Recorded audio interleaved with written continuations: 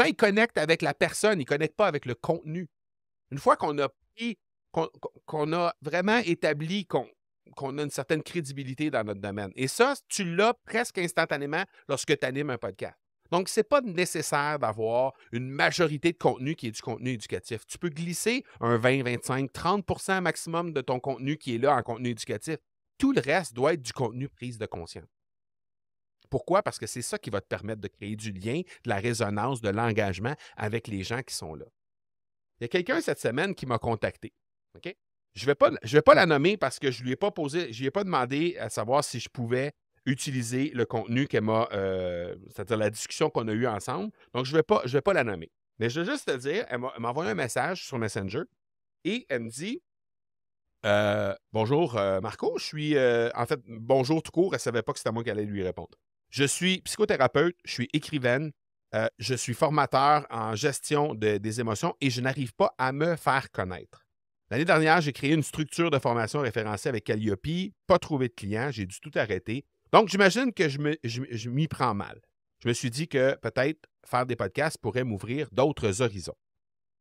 Moi, je lui réponds à ce moment-là, définitivement, le podcast peut t'aider, mais comme tu l'as si bien mentionné, le grand débat ne se situe pas sur le véhicule que tu utilises pour communiquer, mais à mon avis, plutôt sur comment tu t'y prends pour communiquer. Qu'en penses-tu?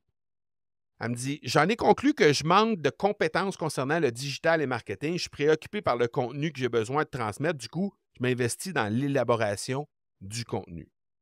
Et là, moi, je lui réponds, l'important, ce n'est pas tellement dans l'information qui est transmise, ni dans le contenu qui est créé, mais plutôt, c'est-à-dire ni dans le format de contenu que tu utilises, mais plutôt dans la façon dont on transmet ce qu'on choisit de transmettre, qui est souvent ailleurs que dans l'information en tant que telle.